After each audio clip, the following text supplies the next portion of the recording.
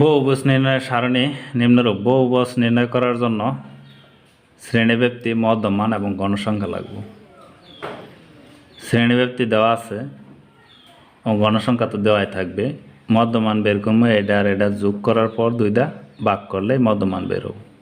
শ্রেণী ব্যবধান যত আছে তার সাথে যোগ করলেই পরবর্তী মধ্যমান বের করা যায়।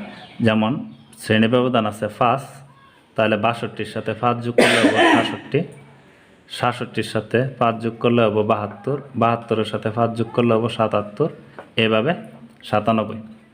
তাহলে বহুভুজ নির্ণয়ের জন্য মধ্যমান প্রয়োজন।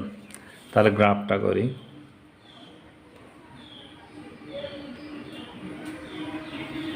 যে গ্রাফ এটা ছোট,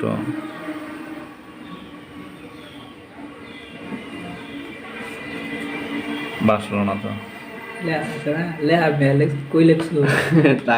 ঠিক মতো দাগ হয়েছে, বাসে না, দাঁড়ায় বেঙ্গেলাই বেশি সুকালি। আর এই দিক দিয়ে দিব, এটা হলো x অক্ষ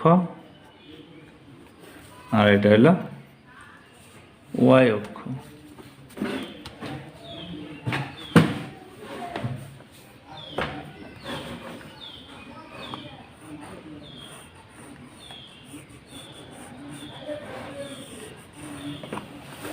এটা দেব y,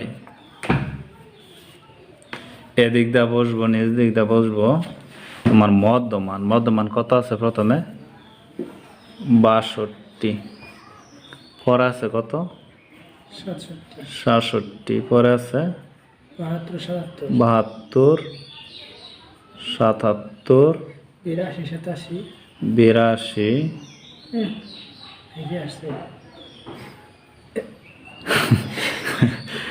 82, কলম তো না, পরে হলো 87, পরে কত 92, পরে 97। এই যে ঘরে একটা কম পড়ছে দেখছো, 97।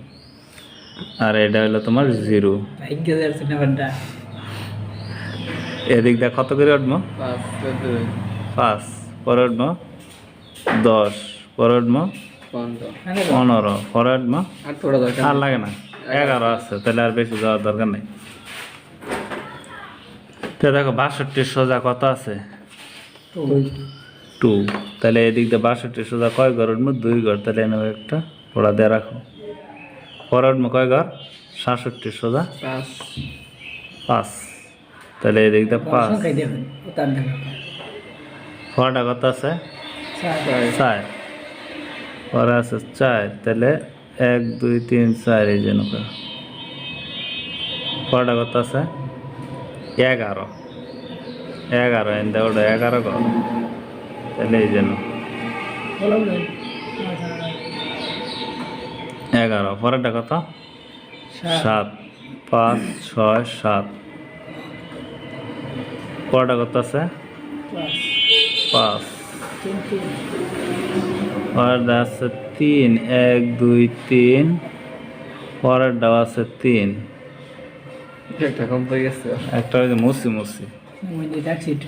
তাহলে এটা তুমি এটার মাঝখান থেকে নিতে পারো, এটার মাঝখান থেকে নেবা। আসলে মাঝখান থেকে নিলে সবচেয়ে বেশি ভালো হয়। এটা দিয়ে এই ফলো স্টপ থেকে ইন্ডাক্টর টান দেবো প্রথম এই বিন্দু, পরে আবার এই বিন্দু আলাদা করে ধরতে হবে। বিন্দুগুলো যে সোজা হয় না ধরবা, এই যে এটা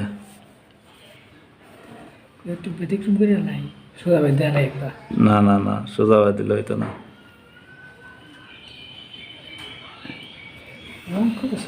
পরে আবার দিব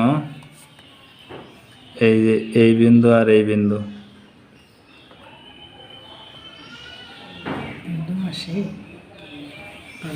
পরে দিব এইটা,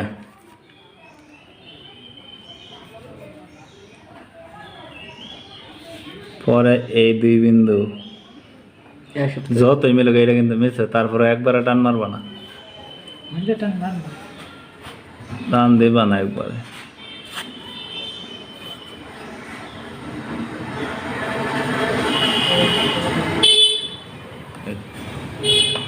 শেষ।